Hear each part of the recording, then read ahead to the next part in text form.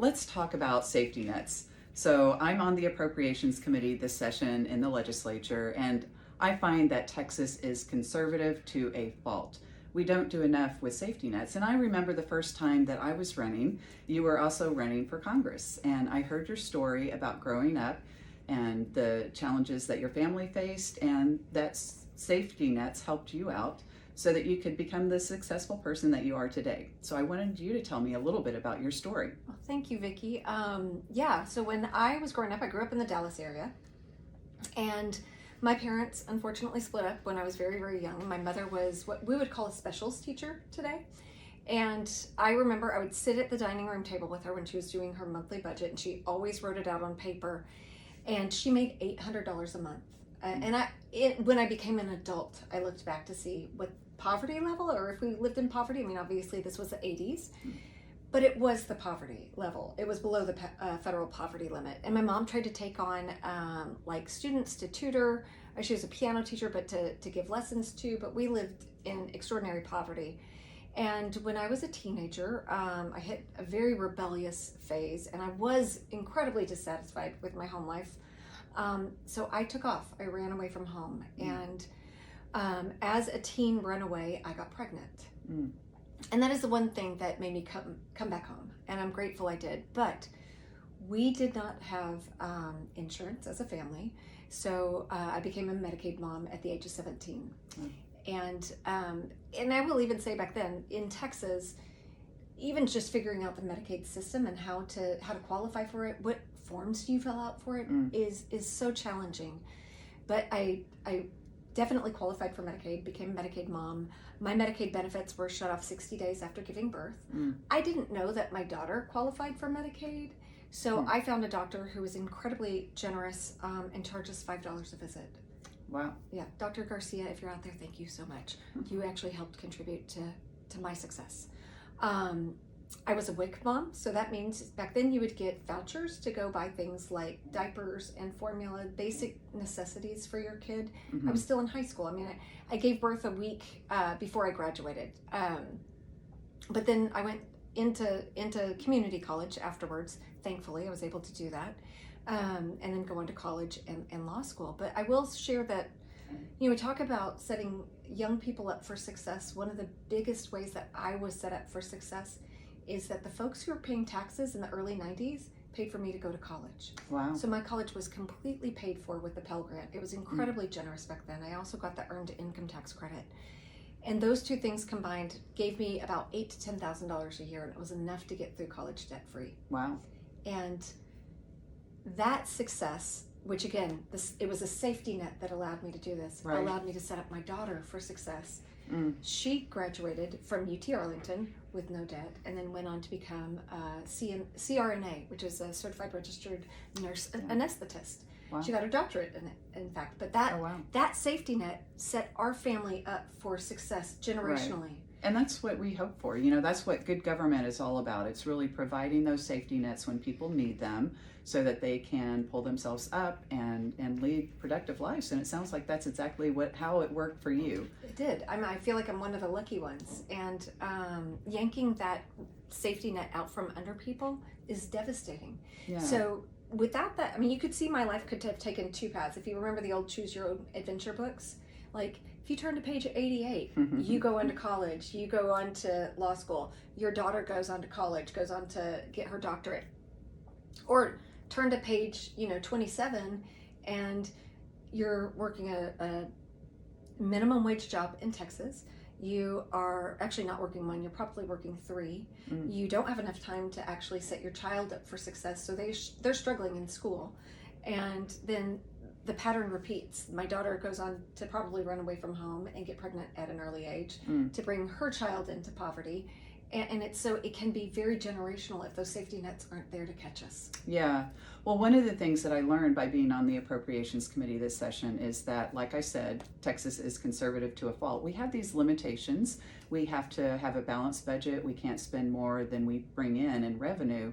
However, we are underspending what we could spend by $4 billion. Yeah. And those $4 billion could go to social safety net programs. It could go to our public education system, to public health, to helping people out so that they can be successful, just like you were, just like you are. So you know what that sounds like to me? If you're underspending by you have $4 billion additional you could spend on safe anything, honestly, right? That sounds like irresponsible taxation that Republicans are responsible for. They're overtaxing us by $4 billion Yes. a year. Yes. If they don't want to provide the programs, then they're overtaxing us by $4 billion a year. Right. And that's irresponsible taxation. I agree with you totally. And, I'm hearing a lot now from Central Texas Food Bank and food banks across the state that their funding is getting cut. And that may be Trump, it may be Abbott and Patrick. But I'm worried about what that means for families. You said that you were on WIC, and so that helped you get food for your baby. Yep. But what about, what does it mean when our food banks can't provide enough for families that need food? Well, I can tell you what that means because I volunteered for about 4 years at a food pantry, a local food pantry that relied heavily off of the Central Texas Food Bank. And what they would do is they would create appointments every week. They had food pantries in 2 different locations, but 3 times a week. And so they would have appointments, and you would typically have about 300 appointments every day, Monday, Wednesday, and Friday. That means fewer appointments are going to be taken in. And what that means is that the families that really need that food, and we're just talking basics. We're not talking Doritos or, fun, like snacky foods. We're just talking about they get produce, they get some sort of bread, they get some sort of meat product, like just your very, very, very basics, right? Yeah. That means families aren't going to get that.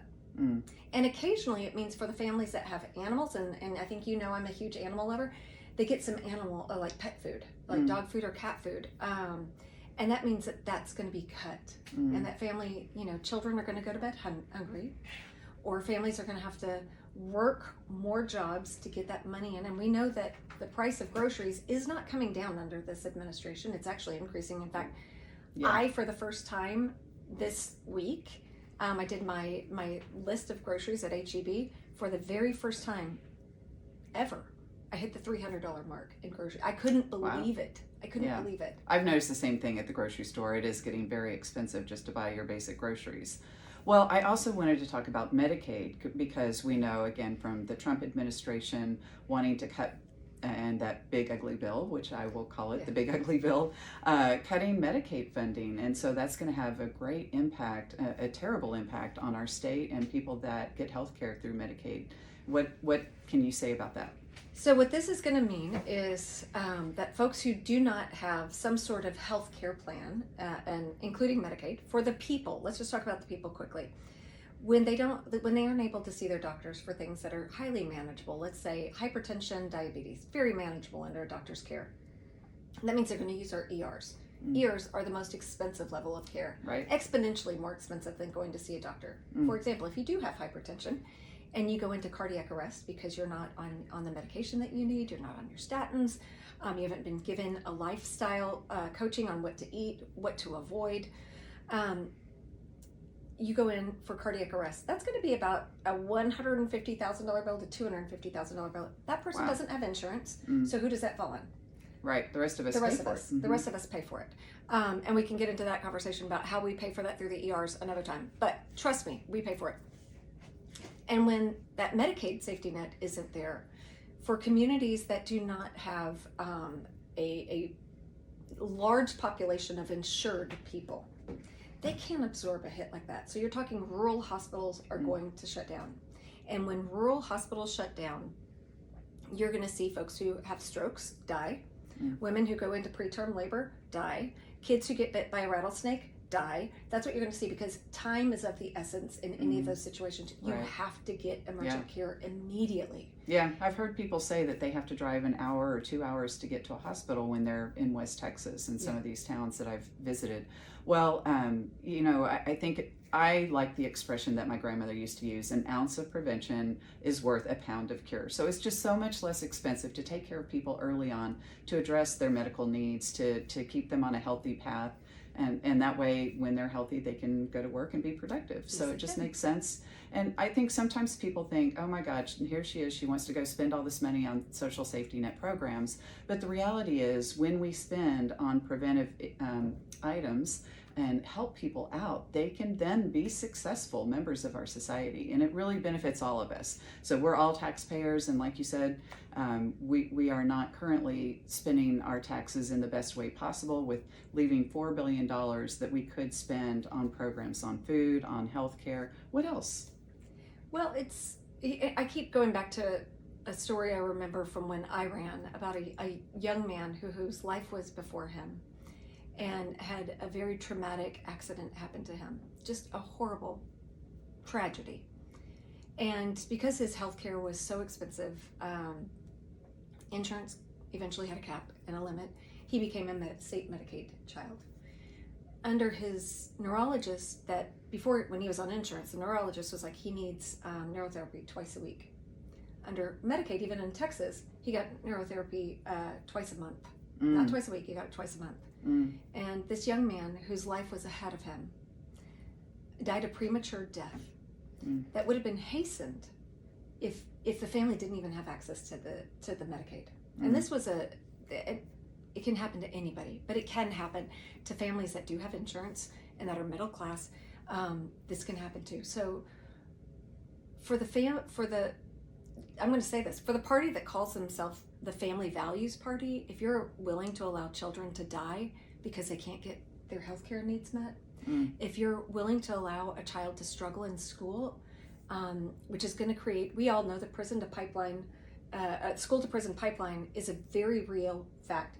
Prisons start doing their projections for the future based on current reading level of third graders, and that percentage that cannot read will eventually become inmates within the prison system. Wow. It has been, that is the formula prisons use for their building and their growth in the future. That's really sad. So we're paying for that, y'all. We're paying for that. And Right. instead we could just avoid so much Yeah. if we were willing to make that investment. We've got $4 billion to invest. And that makes me think about the fact that we don't pay our teachers well enough. And No.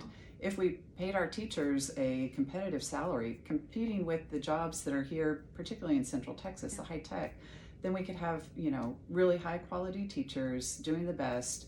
But right now they are, we have a governor and lieutenant governor that keep saying our schools are failing, that our teachers aren't doing a good job, and that's so demoralizing. It is. So I think teachers are willing to take lower pay to some degree, but they also want to be appreciated. They don't want to have to teach to the test, but we certainly need to pay them better.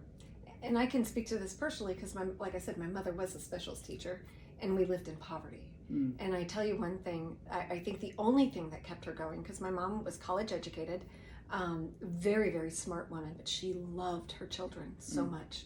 And I think that is what keeps teachers in that line of work, even though some of them eventually can't because it doesn't pay, doesn't meet their basic needs, so they leave. We lose good teachers because of that, because they're not supported. But they love their children, and they see the future of the children. Right. And are willing to sacrifice their own, comfort for the children. And we should support them the best we can, and obviously a sizable pay increase. I'm just going to share this. Health insurance executives, the people who get trapped between our health care with our doctors, making decisions with our healthcare providers, and then what our doctors are actually getting paid from them. That middleman who stops and deny our claims, they get the equivalent, y'all, of anywhere from about $49,000 every day of the year, weekends and holidays included, to $240,000 every day of the year. That's crazy. And yet our teachers are living in poverty. Yeah, our teachers make what they make in one day. Yeah. In a year. And that's crazy. And some of them don't make the high end of what they make. It takes them several years to make what the high end. Right. The guy makes in one day. Yeah, it seems like there ought to be some cap on how much an executive for a health insurance company could make. We used to have tax code, under federal law, we used to have a tax code that executives, and this was in the Reagan years, they got to make $1 million a year, and they had to prove that they did something exceptional to get a bonus beyond that. I like those days.